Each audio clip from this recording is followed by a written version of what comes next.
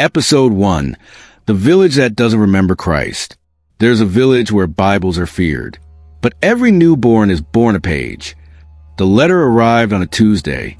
Lucía Estrella had seen many strange things while covering Vatican archives. Forgeries, secrets, prophecies that never made it into the public air. But this one was different. It had no return address. Only a red seal, pressed deep with a symbol she didn't recognize. Not a cross. A womb wrapped in thorns. Inside, a parchment written by hand. In Latin so old, her translator hesitated to touch it. It read, "San Umbra still breathes." They never buried the altar. They buried the memory of who sat on it. At first, Lucía thought it was a prank. But when she showed the letter to a retired Vatican archivist, his face drained of color. He locked his office, then whispered, "If this is real, you're not chasing a story. You're chasing a door they closed before Christ was ever born." She found the village 2 weeks later, tucked beyond the Apennines, absent from maps, guarded not by gates but by silence. Locals wouldn't speak the name, and the road leading there didn't exist on Google Earth. Still, Lucía went. Something in her chest pulled. Not curiosity, not duty, recognition. San Umbra wasn't what she expected. It wasn't ruined. It wasn't cursed. It was untouched. Old stone homes with ivy-covered roofs. No electricity. No signage. No crosses. No chapels. And not a single person who would look her in the eye. Until nightfall. At sundown, she heard it. From behind every wall. Under every window. A hum. Low. Vibrating. Not human. But not inhuman. It sounded like scripture being remembered by a wound. She followed the sound to the village center, where a circle of women stood around a well, eyes closed, hands on their bellies, humming in unison. And in the center, a newborn in a bundle of ash-white cloth, still, silent, but glowing faintly under moonlight. Lucía stepped closer. The cloth slipped, and across the infant's chest, writing, not tattooed, carved, intricate, beautiful, alive. She gasped. One of the women looked up. Her eyes were white. Her voice was not hers. "You brought ink into a village that writes in blood," she said. Lucía tried to speak. Couldn't, because the letters on the child's chest moved, and as they did, the entire village fell to their knees, not in worship, in remembrance. Episode 2. The Skin That Spoke in Tongues. You don't read their gospel. You listen to the flesh when it remembers. Lucía couldn't sleep.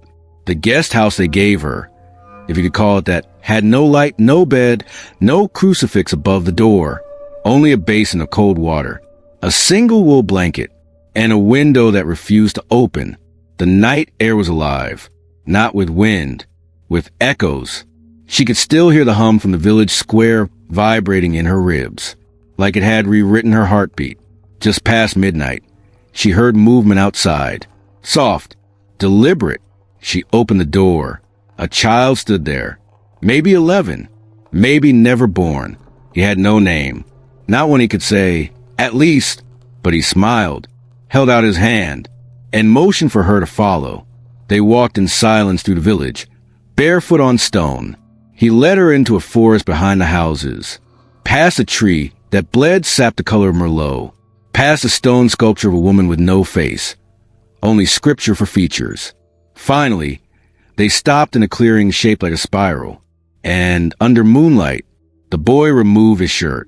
Lucía gasped, his entire back covered in script, but not like the infant. This was moving. Each line of text shifted, danced, reorganized itself depending on where she stood. She circled him once. As she moved, the verses changed, from Genesis to Revelations, to something she had never read before. Psalm 152, the breath between names. She reached out. Her fingers hovered just above his shoulder blade. The skin whispered, not in Latin, not Spanish, not any tongue she knew, but she understood it, because her bones ached with memory. "We are not written in books," the skin said. "We are written in blood that still wants to speak. Lucía stumbled back. The boy looked at her, his eyes now black as ink spilled on altar cloth. And then he began to chant, not with his mouth, with his skin. Each pore opening like a syllable, each freckle reshaping into consonants. And as the chant filled the clearing, the moon turned. Not clouds, the actual moon, turned its face away. Lucía fell to her knees. The air thickened, and the forest floor glowed beneath the boy's feet, marking a spiral of names never canonized. Muriel, the midwife prophet. Sarah, the girl with 7 shadows. Callan, the one who carried God twice. Names she'd never seen. But somehow, they knew her. Episode 3. The night they sang backwards. If you sing a hymn backward in San Umbra, you don't just undo time. You invite what was edited out. Lucía woke to the sound of nothing, but it wasn't silence. It was held breath, the kind of quiet a place makes right before it breaks open. The moon hung unnaturally low, like it had been pulled down by strings no one could see. And in the air, ash, fine, warm, like the village had exhaled a memory of fire. She dressed quickly, her hands shaking. She didn't know why, only that something had shifted. The villagers had vanished from the square. Doors were left wide open. Candles burned in strange symbols across thresholds. At the center of it all, the well she saw in episode 1, now covered with a cloth, but it pulsed, as if something beneath it was singing. Then the bells began. Not from towers, from throats. One by one, the villagers emerged. Women, children, men with eyes sealed shut with ash. They gathered in a spiral around the well. None spoke, but all of them hummed, low, circular, as if echoing a sound the earth made before speech was born. Lucía watched from the shadows, and when the humming grew thick, the priest appeared. El Padre Ciego, the blind priest, eyes bandaged, fingernails black, a staff made of broken rosary beads. He didn't speak either. Instead, he opened his mouth, and from it came a voice that didn't belong to him. A woman's voice, ancient, grieving. Tonight we unwrite. Tonight we return. Tonight we sing backwards. The villagers lifted their hands and began a hymn, familiar, beautiful, holy, but sung backward. Each word stripped of its syllables. Each note pulled through time. It wasn't blasphemy. It was surgery. On memory. On doctrine. On God. Lucía felt it immediately. The ground bent. The trees twisted toward the sound like they remembered this melody. And in her chest, a rupture. She dropped to her knees as her heartbeat matched the tempo. And in her ears, a voice whispered, "You were born hearing forward, but the truth has always echoed from behind you." The well cloth lifted on its own, and what emerged was not water, not light, but smoke shaped like scripture. Verses danced upward, coiling in midair like incense. And in the smoke, faces, all female, all watching Lucía. One of them stepped forward. A ghost made a psalm and scar. She hovered beside Lucía and sang directly into her skin, not her ears, her bones, and the message entered without sound. He did not give us voice.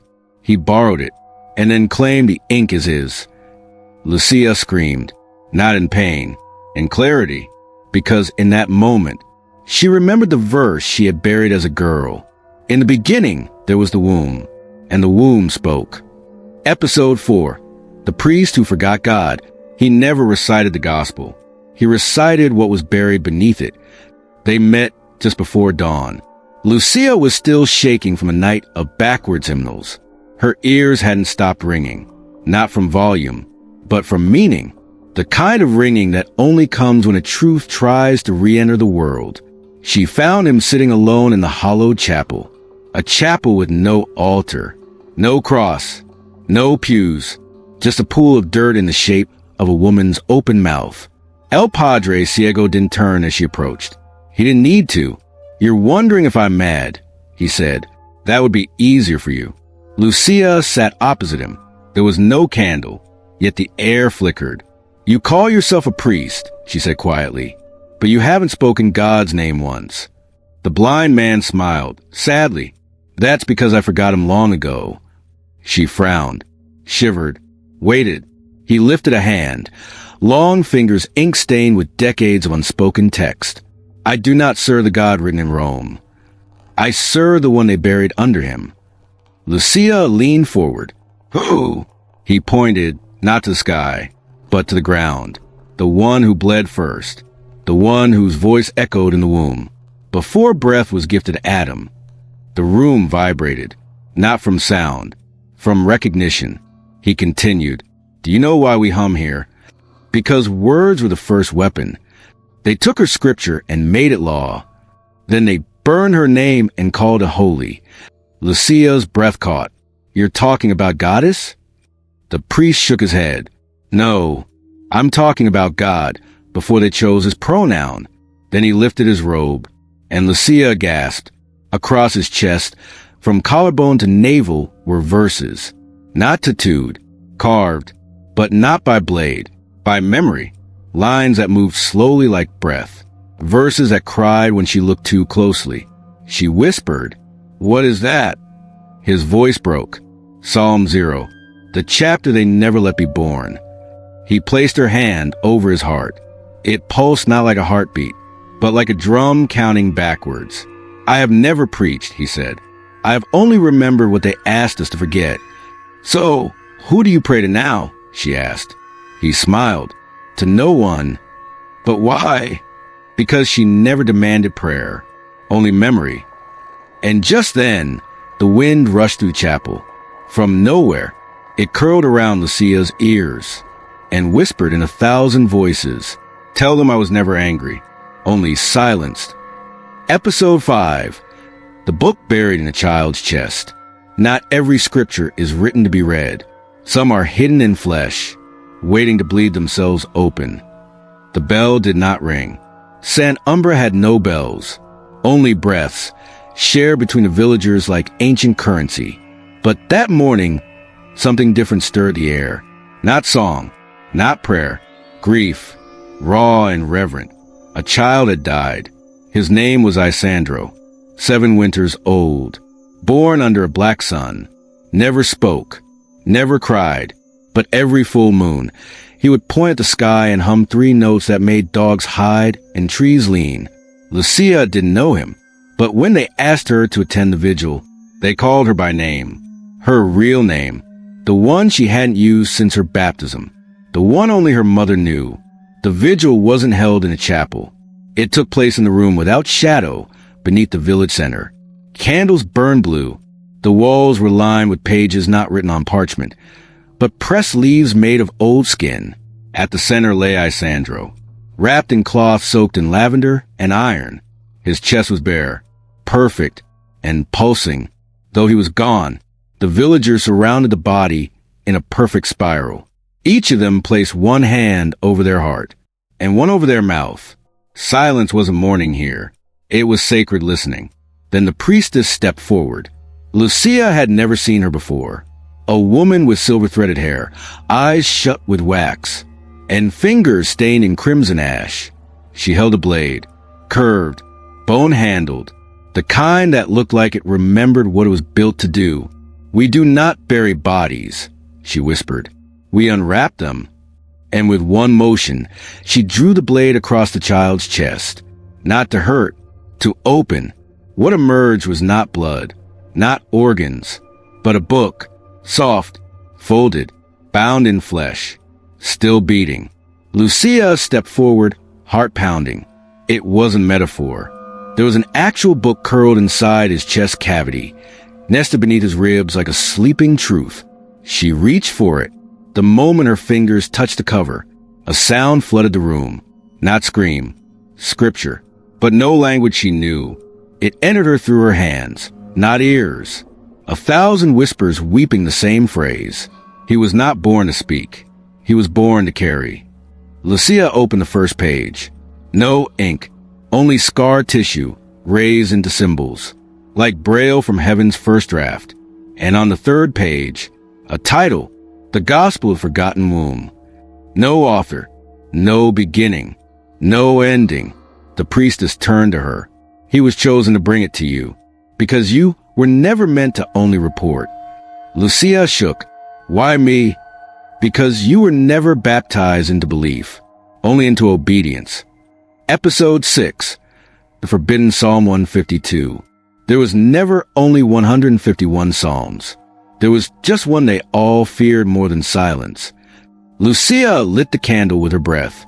The wax hissed in reply, as if resenting the fire that dared disturb what had long been buried. She sat alone in her guest house, the book resting on a basin of cold ash and folded linen. It pulsed faintly, not with heartbeat, with intention, as if it wanted to be read, but only by someone who wasn't afraid to be rewritten. She opened the book. Her hands trembled.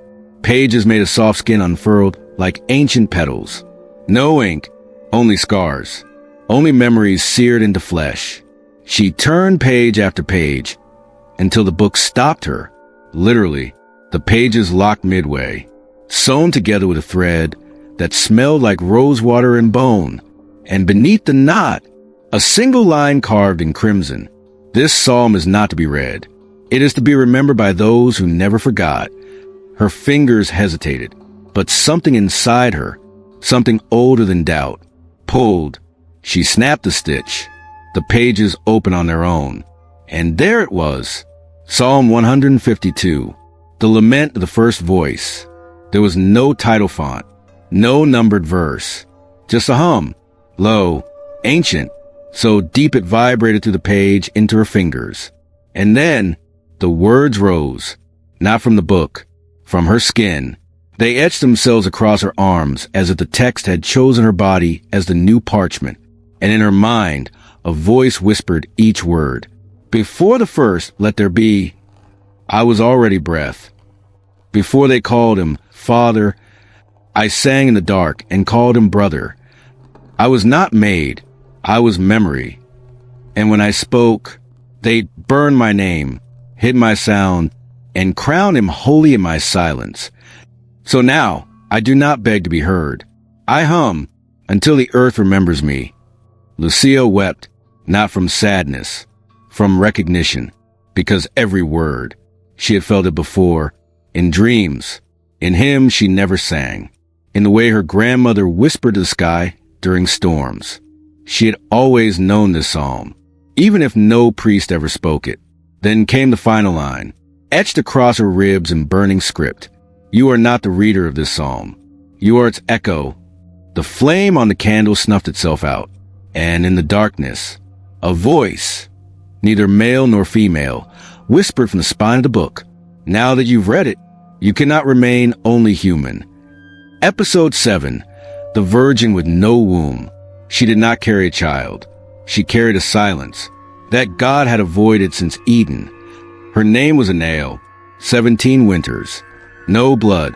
No cycle. No womb. Every midwife in San Umbra had confirmed it. She will never bear. Her body is the end of lineage, the final punctuation. And yet, on the 13th night of the crimson moon, her belly began to rise. It wasn't swelling. It was rounding, slowly, rhythmically, as if the flesh beneath her skin was responding to a name never spoken aloud. She felt no pain, no sickness, only dreams, vivid, brutal dreams. She dreamt a child made entirely of ash, whispering scripture backward. Through her navel, Lucía was called to witness. The villagers trusted her now, or feared her. Either way, they believed the book had chosen her eyes. She arrived at a nail's home, bare stone, black cloths over every window. Inside, candlelight, the scent of myrrh and milk, but neither had been used.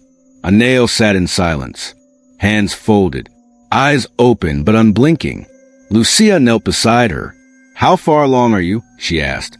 A nail smiled faintly. It's not a child, she whispered. It's a question. Lucía froze. What kind of question? One God never wanted to answer. The midwives gathered. They laid warm hands on a nail's stomach. Their faces paled. One of them fainted. Another dropped her candle. The flame turned black and hissed into the floor. "There's no heartbeat," one whispered. "No placenta, no cord, no life. Then what is it?" Lucía asked. "It's scripture, alive, writing itself." And then a nail began to hum, the same three-note pattern Isandro hummed before his death. But this time, the room joined in. The walls, the ceiling, even the shadows echoed the rhythm. It wasn't a lullaby. It was a summons. Lucía touched the nail's belly. The skin was burning, not with heat, with language. A verse was forming just beneath the surface, inkless but legible, and as it emerged, Lucía read it aloud. Before the womb, there was the word, and it longed to return. The midwives stepped back. Some wept, some fell to their knees. A nail smiled. "It's not growing inside me. It's remembering itself through me. Do you want it?" Lucía asked. A nail didn't blink. "It doesn't matter what I want. It has already begun." Outside, the village bells, silent for centuries, rang 13 times. And on the final chime, every pregnant woman in San Umbra clutched their belly and whispered the same word: return. Episode 8. The baptism without water. Before there was water, there was moonlight, and before the word was spoken, it was sung without a tongue. They called it La Noche del Gelito, the night of the breath. No one in the village said the word baptism. Not here, not since they learned that what was holy could also erase. A nail's belly no longer grew. It shifted. Some nights it was round like a pearl, others flat, like nothing had ever chosen her. But she felt it inside her, not kicking, not stirring, whispering, in syllables older than Hebrew, in pulses older than blood. And tonight, they said, it was ready to be welcomed. The villagers gathered in the stone field behind the forest, beneath a fractured moon that flickered like a candle. Lucía walked with a nail. No hands held her. No chance guided her. Only the hush that followed women carrying truths men were never meant to hear. At the center of the clearing, a circle of bones, shaped from the ribs of 13 horses, long dead, each bone washed in ash, each as sifted from the flame of women burned for heresy. And in the middle, a bowl made of obsidian, empty, but it hummed, as if thirsting not for water, but for witness. The priestess stepped forward, barefoot, eyes stitched shut with horsehair. She held no Bible, only her breath, and when she exhaled, the wind turned toward her. "Tonight, we do not baptize the body," she whispered. "We recognize what has already begun beneath the skin.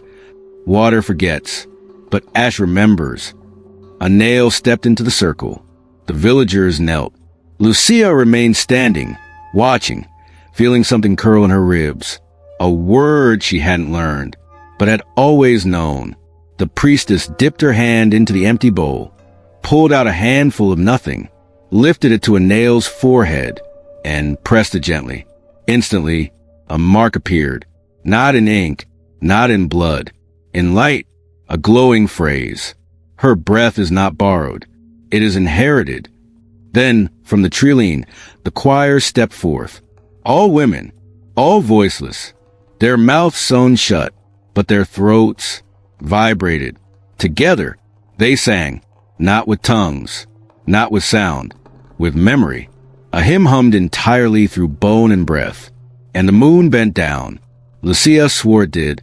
She saw its shadow wrap around a nail like a shawl, saw her skin begin to glow from the inside out, lines of ancient scripture unfurling across her belly like dawn blooming in reverse. A nail opened her mouth and did not speak.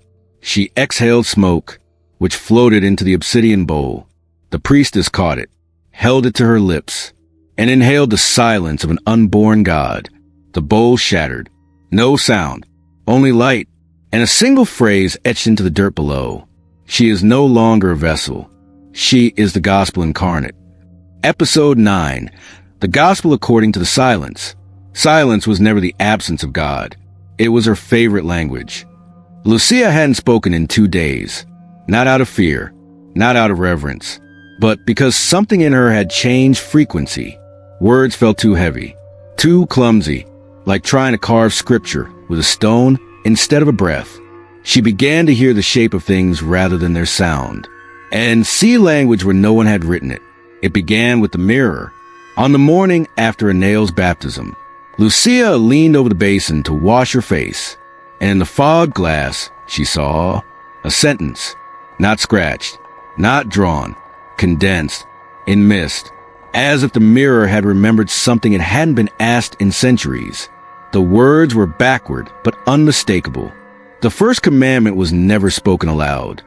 Later, in the forest spring, she cupped water in her hands. The ripples settled, and on the surface floated a second line. The voice of God was once a whisper that refused to raise itself. By twilight, even her skin began to respond, goosebumps forming in patterns.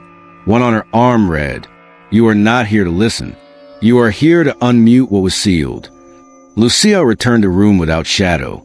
She sat alone and said nothing, but the walls began to write, with no chalk, no hands, only dust, shifting as if stirred by a memory that still wanted to be read. The phrase formed slowly, each letter crawling out of darkness. Before scripture was written, the world had already agreed to listen. She wept, not from sorrow, from recognition, because this wasn't a revelation. It was a reminder, a sacred one. The silence wasn't waiting for a voice. It was waiting for someone who wouldn't interrupt. Suddenly, Lucía heard a sound, faint, like breath behind breath. She turned. Anel stood in the doorway, eyes glowing faintly, not from power, from containment. She opened her mouth, but no words came out. Instead, Lucía heard a psalm inside her own mind, a psalm not directed to her, but through her. You were not called to translate the silence. You were called to carry it. Lucía understood. She no longer needed to speak, to be a messenger. She no longer needed ears to receive prophecy, because the gospel had never been chained to a tongue. It had always been an echo waiting for a body. Episode 10, The Pope Who Never Reigned. They crowned him with silence, buried him in footnotes, and called it doctrine. The letter was folded 13 times.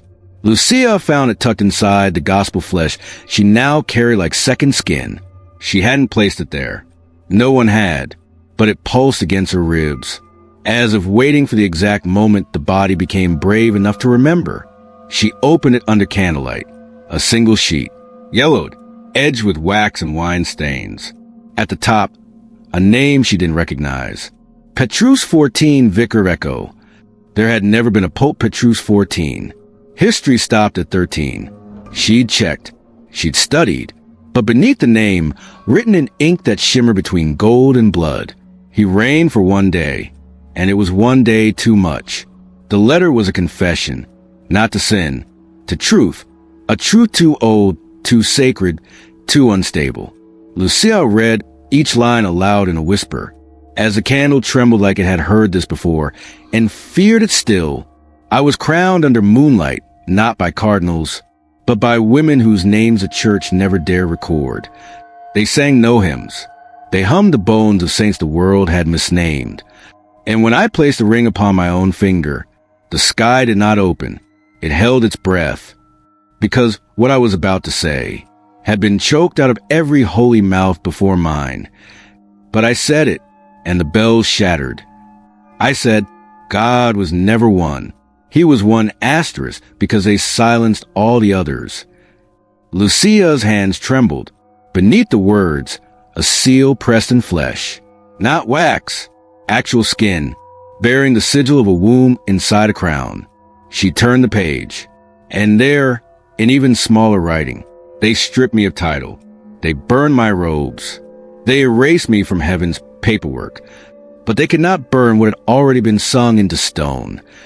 Lucía gasped, because suddenly the stones around her began to hum. The walls, the floor, even the bone bowl on her desk trembled like a throat preparing to speak. And in the hum, she heard it, a sermon with no priest, no pulpit, no permission. He did not fail the church. He revealed what she had buried beneath its floorboards. Suddenly, A vision seared into her eyes. A dark room beneath the Sistine Chapel. 13 women standing in a circle. A 14th chair empty, and a man in white, kneeling, not in prayer, but in mourning. The voice whispered into her spine. He did not reign, but he opened the gates so she could return. Final line, end of episode 10. Lucía pressed a letter to her heart, and just before the candle burned out, one last phrase glowed across her wrist. A sentence not signed by man, but by memory. The church was never wrong. It was just afraid of her plural. Episode 11. The knife that could erase God. It did not cut flesh. It cut belief, and revealed what had been hidden behind obedience. They kept it in a cradle made of salt, buried beneath the floorboards of the midwives' quarters, wrapped in linen soaked with the tears of women who had been silenced in childbirth. No one ever touched it, not with bare hands, not with prayer, because the blade wasn't forged to take life. It was forged to unfold truth, truth that had been sewn shut behind pulpits and dogma. Lucía had been summoned, by no voice, by no command. She simply woke one night with a burn across her chest, in the shape of a crescent, and the whisper, "Come below, the blade remembers." She followed the hum through corridors she hadn't known existed, down into earth made of ash-packed stone. There, 3 midwives stood in silence. Their eyes were closed, but they saw her. In the center of them, a salt cradle, and inside it, the knife. Its handle was smooth ivory, but aged in a way that made it feel older than forgiveness. The blade? Not metal, not stone, but compressed ash, dense black, still humming. She felt it before she even reached for it, the weight of belief, and the possibility of cutting through it. "Do you know what this is?" one midwife asked. Lucía nodded. "The blade that rewrites the holy lie." They stepped aside. She lifted it with both hands. It was light, too light, like holding the absence of permission. She brought it to her chest, not to wound, to open, but the blade refused to move. "It will only cut," a voice behind her said, what has never been questioned out loud. She thought of a nail, of the unborn scripture in her belly. She thought of Isandro, of the verses carved into skin. She thought of herself, raised in a faith that taught her to kneel before understanding. And then she whispered, "What if God was never meant to be obeyed?" The knife shivered and sliced across the air, not her flesh, but her memory. Suddenly, Lucía saw it. Every moment she had ever accepted without doubt, every prayer she had recited without meaning, every time she had called him Father, while something inside her longed to say, Mother. The cut wasn't on her body. It was on her soul, a thin red line glowing across her spirit. And from that wound, a question bled out, a question with no language, only shape, only ache, and the earth trembled as it heard it for the first time. The midwives stepped forward. One of them caught the drop of spiritual blood in a chalice of obsidian. It sizzled and evaporated into smoke, which wrote one sentence on the stone wall behind Lucía. This is the pain God never let himself feel. Episode 12. The day God knocked, but no one answered. He didn't come with thunder. He didn't split the skies. He knocked, and we were too loud to hear it. The ground split at dawn. No fire, no screams, just a single exhale from the earth that turned every candle in sand umber sideways. And in the silence that followed, a sound echoed from beneath the chapel ruins. 3 slow knocks. Lucía stood barefoot in the village square. The humming had stopped. Birds had stopped. Even the trees had paused mid-bend, as if the world was leaning in to listen.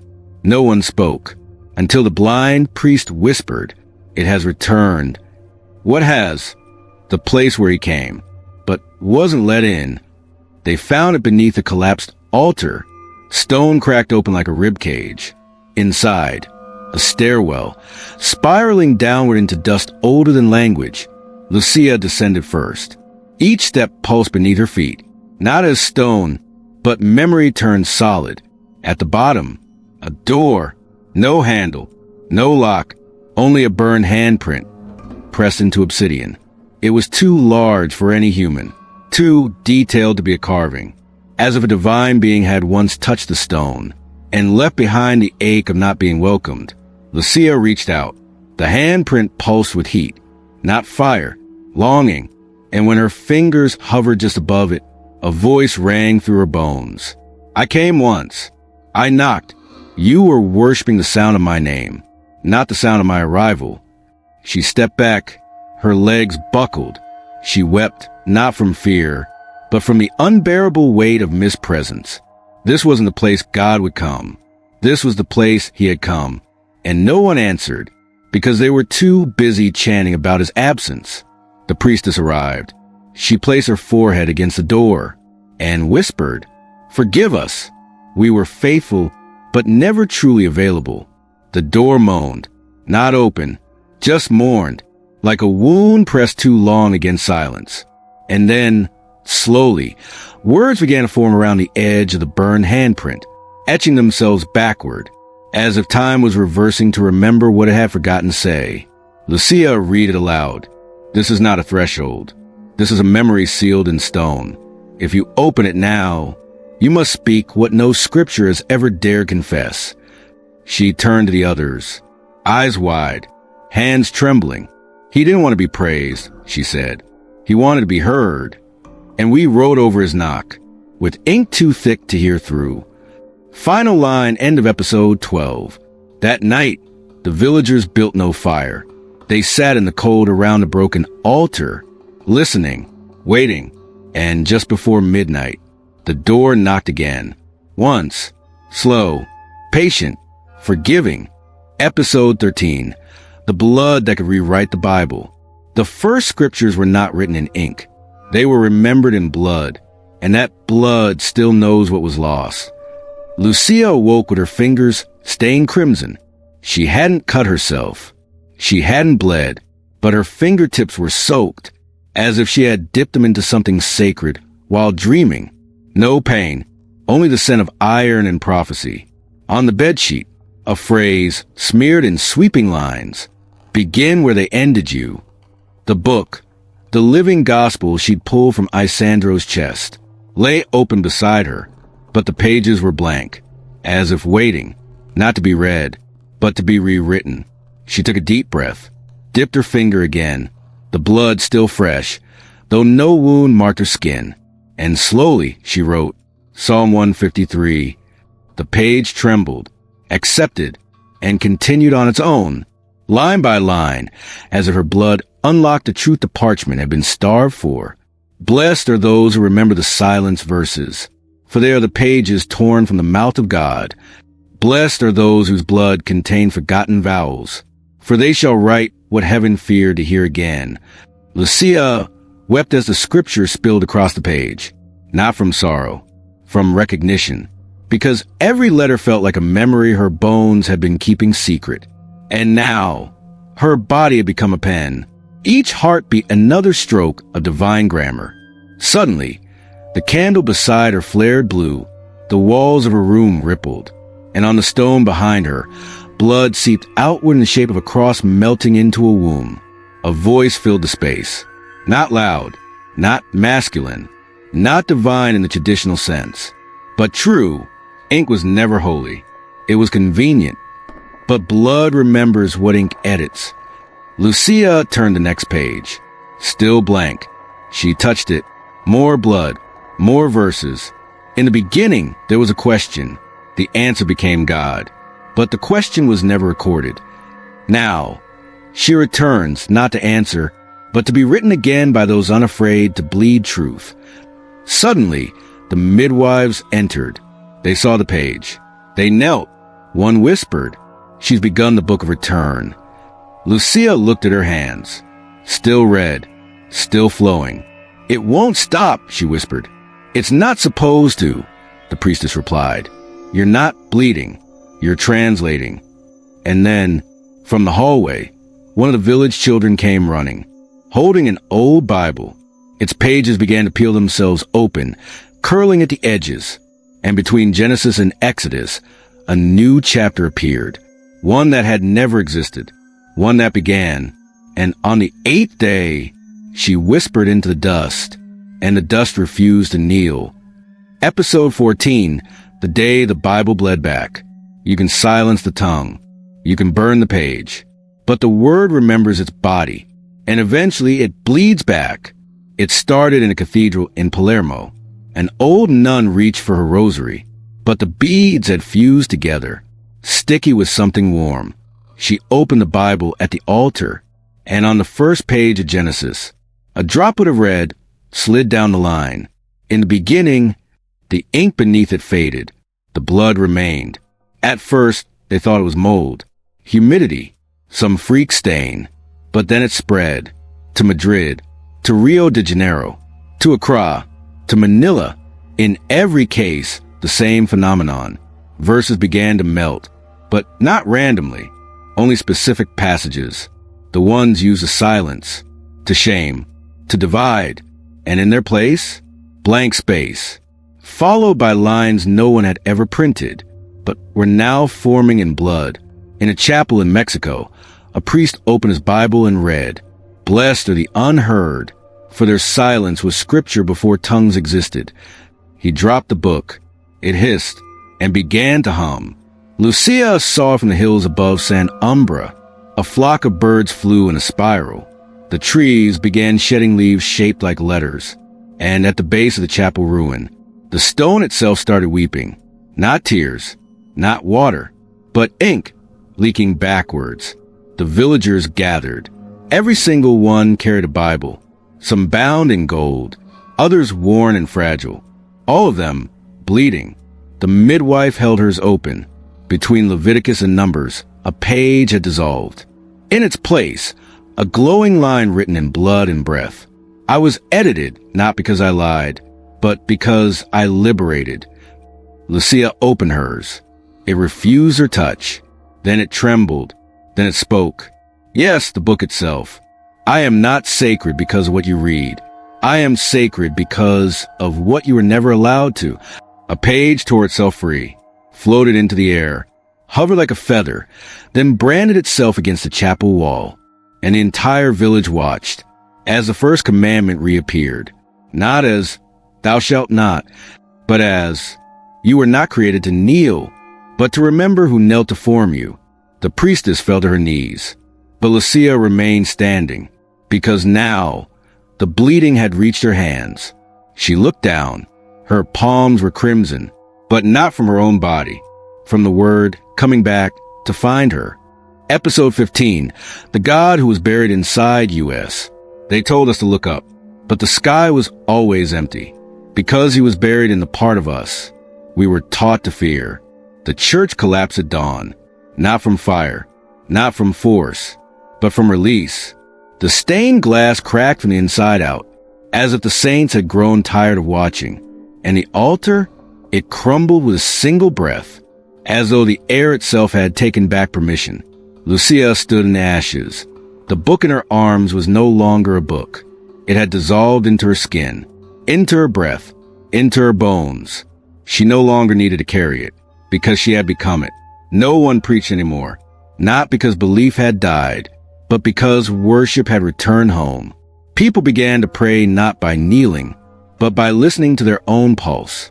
The gospel was now heard in the shiver of grief, the ache in the joints, the laughter of someone who had survived silence. A nail gave birth, but not to a child, to a sound, a vibration that echoed through San Umbra and made mirrors shatter, not in anger, but in reflection, because for the first time, humanity saw itself as the altar. Lucía walked through the village. No one spoke, but everyone was singing inside. Every heartbeat chanted a verse. Every breath wrote a line, not because they were reciting scripture, but because they remembered they were scripture. And then at the edge of the ruins, Lucía found the last remnant, a cracked statue of a god once worshipped in marble and war. She touched its chest. It crumbled, and inside it, a mirror, not of her face, but of her mother's breath, her grandmother's ache, the child who had died humming the forbidden hymn. She whispered, "You were never outside. You were always the voice." I called mine and was told to ignore. The wind carried her words. The ground hummed. And from every body in the village, something began to rise. Not light, not fire, a presence, thick, tender, unnamed, and in it a truth. You do not find God. You remember where they buried them. The sun rose, but it did not blind. It illuminated everything, even the wounds, especially the wounds. Final line, end of the series. Lucía breathed in. The gospel bloomed in her lungs. Not a chapter, not a psalm, but a living reminder. We were not made in his image. We were made from his forgetting. And now, we are remembering him back into existence.